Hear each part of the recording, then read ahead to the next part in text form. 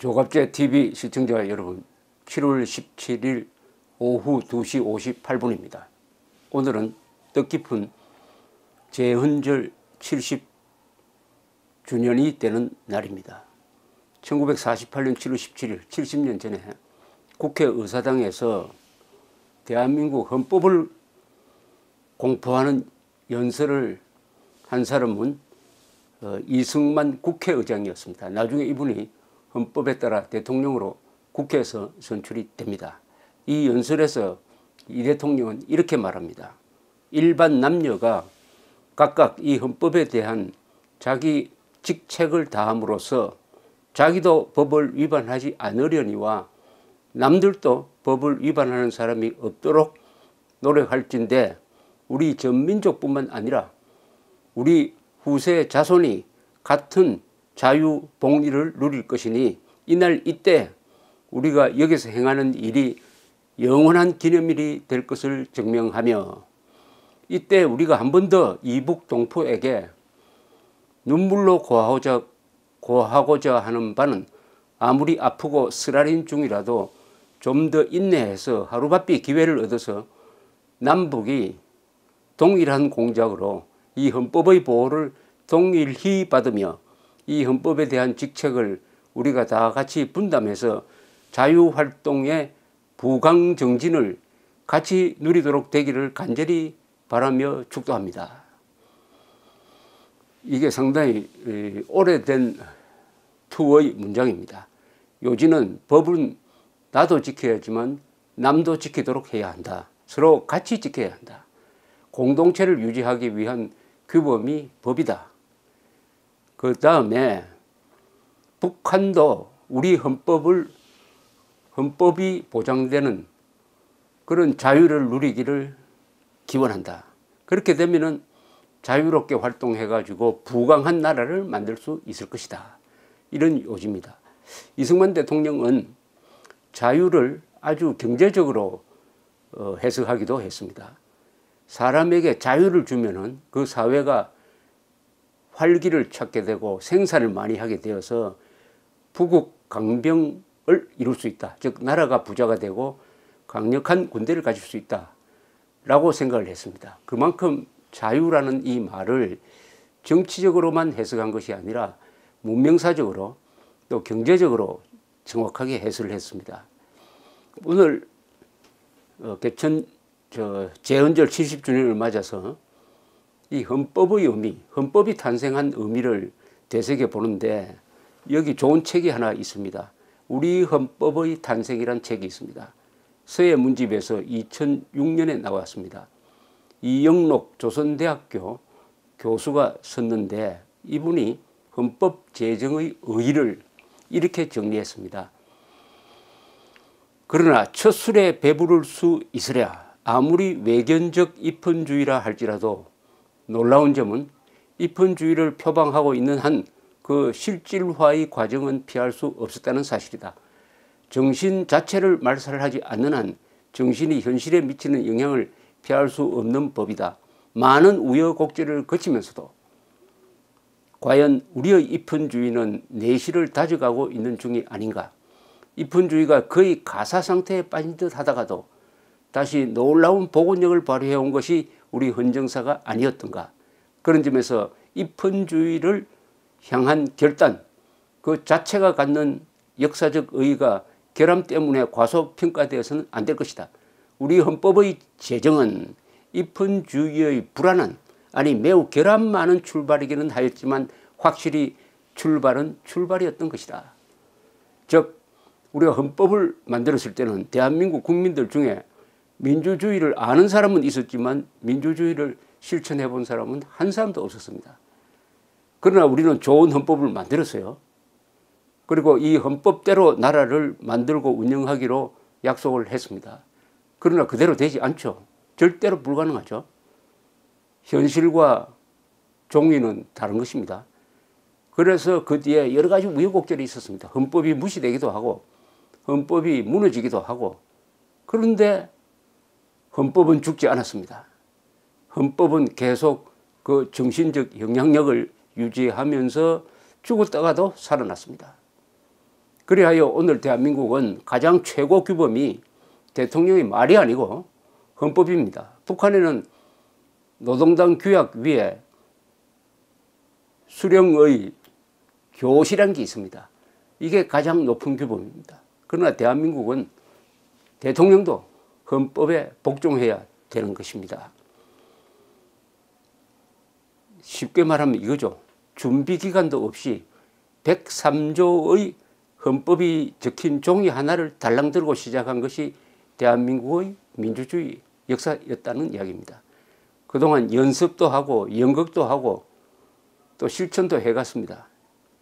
그러나 우리는 민주주의, 헌법이란 말을 놓치지 않았습니다.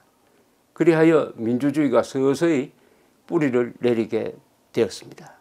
그러나 그 민주주의가 지금은 민주주의자로 자칭한 계급투쟁론자들에 의해서 농단당하고 있습니다. 우리의 자유민주주의가 지금 절체절명의 위기에 빠졌습니다. 그래도 우리가 붙들 것은 이 헌법입니다. 이 헌법을 붙들고만 있으면 언젠가는 상황이 바뀌어서 이 헌법이 힘을 얻게 될 것이다. 지금 헌법이 죽어가고 있지만은 이해가 있습니다. 영국의 헌법은 마그나 카르타에서 출발합니다. 1215년, 지금으로부터 603년 전에 존 왕과 귀족들이 맺은 약속, 60몇 개 조항의 약속이 마그나 카르타 대헌장이라고 합니다. 그것을 가지고 영국에서는 귀족과 왕이 치열하게 투쟁을 했습니다. 마그나 카르타를 예사로 무시했습니다. 왕이. 마그나 카르타에 의해서 사람을 자유민을 잡아 넣을 때는 왕이 마음대로 하면 안 된다. 적법 절차를 거쳐야 된다. 세금을 물릴 때는 귀족회의, 그게 나중에 국회가 됩니다만 국회의 동의를 받아야 된다. 등등 몇 가지 규범이 있습니다. 이것을 지키기 위한 투쟁이 왕과 귀족 사이에서 벌어지고 전쟁도 나고 내전도 나고 결국 왕이 처형되기도 하고 이런 우여곡절을 거치면서 그게 언제 정리가 되느냐 하면은 서기 1688년 그 유명한 명예혁명으로서 정리가 됩니다. 즉 1688년이면 대헌장을 만든 지 세월이 흘러 473년이 지났습니다. 1688년에 가면 영국에서 명예혁명을 통해서 비로소 정권을 바꿀 때는 폭력을 쓰면 안 된다. 선거를 통해서 해야 된다. 선거를 통해서. 선거를 통한 정권 교체의 전통을 이어가게 되는 것입니다. 그러니까 473년 동안 피난, 정권 정치를 위해서 피나는 싸움을 했습니다. 왕도 죽고 귀족도 죽고. 그런데 우리는 어떻습니까? 그 피 묻은 헌법을 그냥 공짜로 받아들였어요. 그러나 우리는 헌법을 지켜가려는 과정에서 우리도 피를 또한 많이 흘렸습니다. 우리가 6.25 때 피를 흘린 것도 바로 국가를 지키기 위한 피였지만 동시에 헌정 질서를 지키기 위한, 즉 자유민주주의를 지키기 위한 투쟁이었습니다. 그렇다면 우리가 가지고 있는 이 헌법에는 피가 묻어 있어요.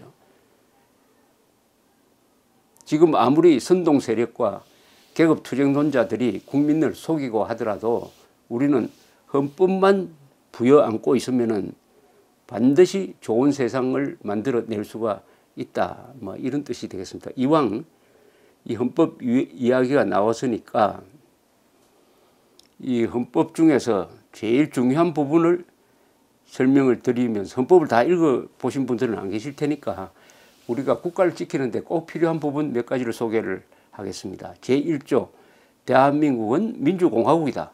대한민국의 주권은 국민에게 있고 모든 권력은 국민으로부터 나온다.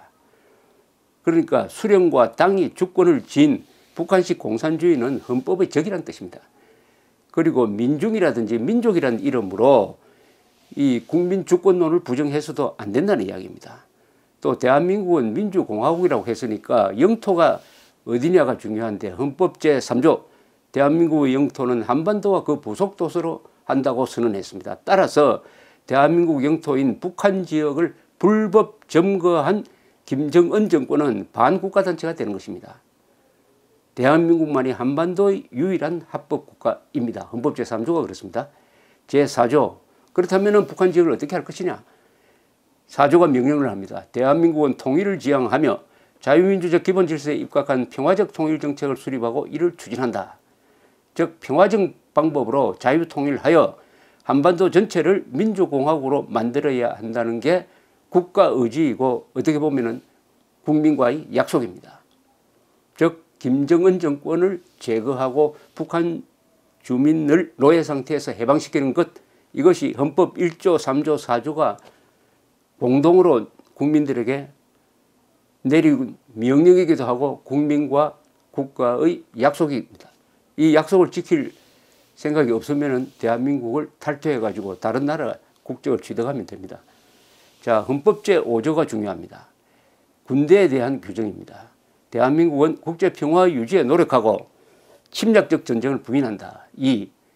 국군은 국가의 안전보장과 국토방위의 신성한 의무를 수행함을 사명으로 하며 그 정치적 중립성은 준수된다. 즉 국군은 외적뿐 아니라 내적, 내부의 적으로부터도 국가를 보위하여야 합니다.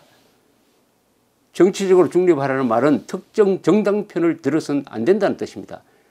그러나 국가의 정체성을 해치는 세력이 있을 때는 그런 세력을 내부의 적으로 규정하고 국가의 안전보장을 유지하기 위한 행동을 해야 된다는 것이 바로 이 헌법 제5조입니다. 군은 정치를 해서는 안 되지만은 국가의 안전보장을 위하여는 정치를 알아야 합니다. 그 다음에 또 중요한 것이 제10조입니다. 모든 국민은 인간으로서의 존엄과 가치를 가지며 행복을 추구할 권리를 가진다. 국가는 개인이 가지는 불가침의 기본적 인권을 확인하고 이를 보장할 의무를 진다. 이 10조가 우리 헌법 중에서 제일 아름답다고 그럽니다. 문장이. 모든 국민은 인간으로서 존엄과 가치를 가지며 행복을 추구할 권리를 가진다. 국가는 개인이 가지는 불가침의 기본적 인권을 확인하고 이를 보장할 의무를 진다. 개인 한 사람 한 사람이 존엄한 존재라는 겁니다. 북한에는 최고 존엄이 한 사람밖에 없지만 대한민국에는 최고 존엄이 5천만 명이라는 게 바로 이 헌법 10조입니다. 여기서 거듭 중요하게 강조하고 있는 것은 개인의 인권입니다. 어떤 집단의 인권이 아닙니다. 대한민국에서는 한 사람 한 사람의 인권이 절대적 가치를 가지고 국가도 함부로 할 수 없다. 그런 나라를 우리가 지금 만들어가고 있는데 계급투쟁론자들은 계급의 적이란 개념을 내세워가지고 국민의 일부를 타도하거나 말살하려는 정책을 펴니다. 그게 보수 괴멸론으로 나오죠. 보수라고 했을 때 그 사람들은 돌덩어리가 아닙니다. 그 보수는 누굽니까? 바로 사람입니다. 보수는 한두 사람도 아니에요. 한두 사람도 아닙니다. 수백만 명 또는 수천만 명이 됩니다. 그런 사람을 괴멸 대상, 밟아 없애버린다는 거죠. 괴멸 대상으로 생각하는 사람이 민주투사를 자처하고 있다는데 오늘날 재헌절을 맞은 이날 자유민주주의 위기의 본질이 있습니다. 그러나 헌법을 잡고 있으면 절대로 대한민국은 넘어가지 않습니다. 이 헌법이야말로 대한민국을 지키는 이 핸들입니다. 조종관입니다. 아무리 바람이 불어도 이 조종관을 놓치면 안 됩니다. 감사합니다.